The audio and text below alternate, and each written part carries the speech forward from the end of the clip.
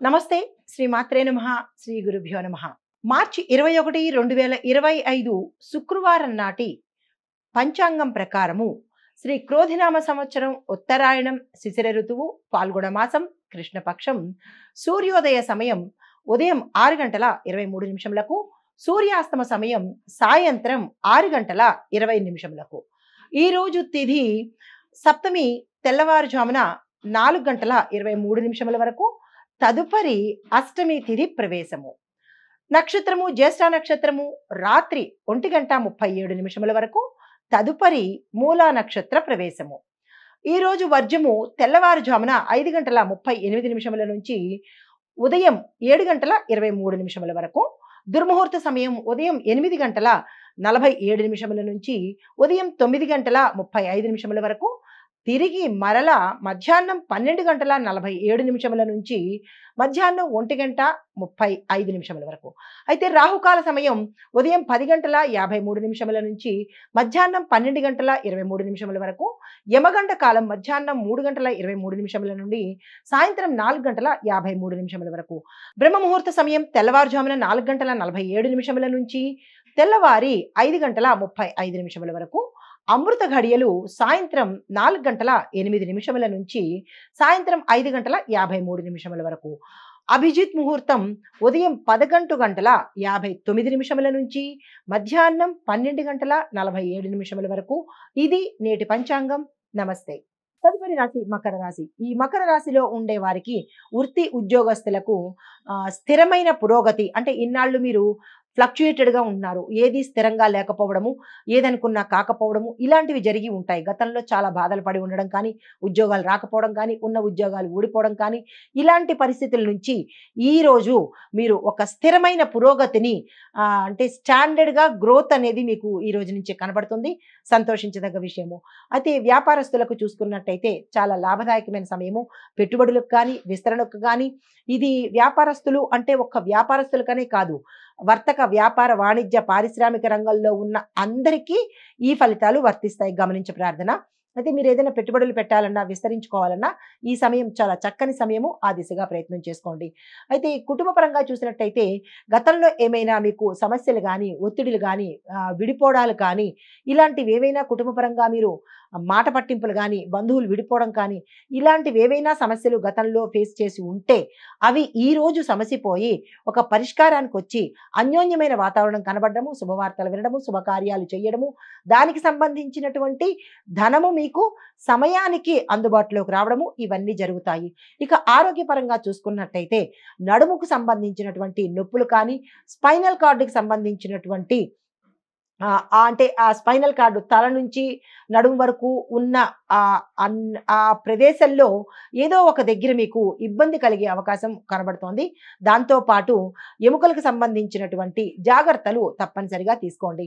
అయితే మీకు చెప్పదగిన పరిహారము శనేశ్వరుణ్ణి తప్పనిసరిగా మంత్రం జపించుకోండి. లేదు మేము శనేశ్వరుడి ఆలయానికి వెళ్తాము, పూజ చేసుకుంటాము అనుకుంటే కనుక ఆ ప్రయత్నం కూడా చేయండి.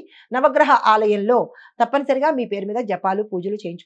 కుదరదు అని అనుకున్న వాళ్ళు శనేశ్వరుడికి ఓం శం శనేశ్వరాయ నమః అనే మంత్రాన్ని 108 సార్లు చదువుకునే ప్రయత్నం చేయండి.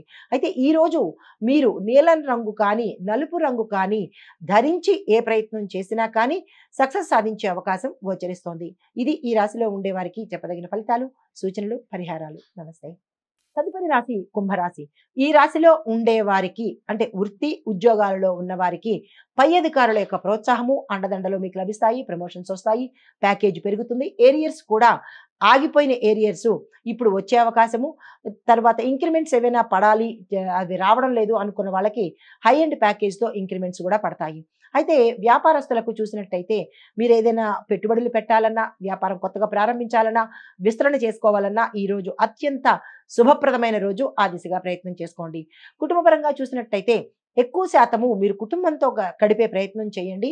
శుభవార్తలు వినే అవకాశం గోచరిస్తోంది.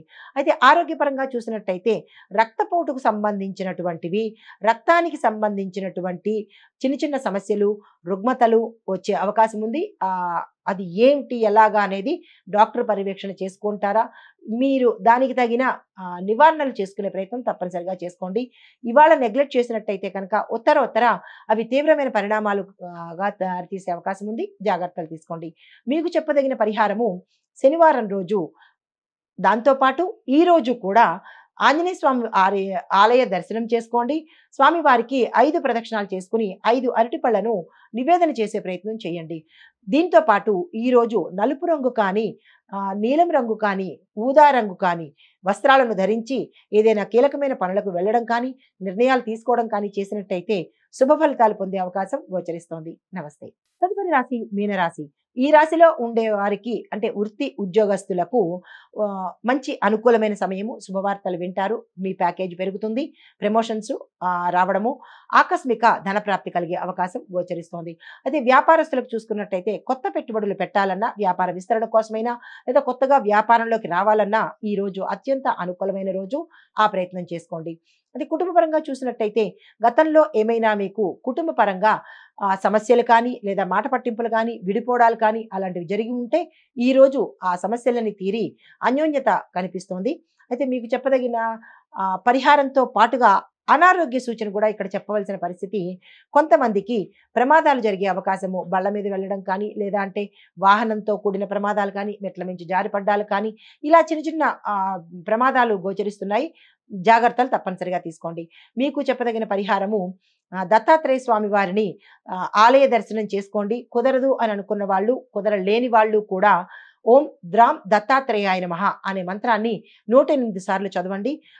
అది కూడా చదవలేము, మాకు రాదు, కుదరదు అని అనుకున్న వాళ్ళు వినే ప్రయత్నమైనా చేసినట్టయితే సానుకూలమైన ఫలితాలు పొందుతారు. ఈ రోజు మీరు ధరించవలసిన రంగు పసుపు రంగు ధరించి, అంటే పసుపు రంగు వస్త్రాన్ని ధరించి దీనితో ఏదైనా కీలకమైన నిర్ణయాలు తీసుకోవాలన్నా, ఎక్కడికైనా వెళ్ళాలన్నా ఈ వస్త్రంతో అంటే పసుపు రంగు వస్త్రం ధరించి కనుక తీసుకున్నట్టయితే విశేషమైన ఫలితాలు, సానుకూలమైన ఫలితాలు పొందే అవకాశం కనబడుతోంది. నమస్తే.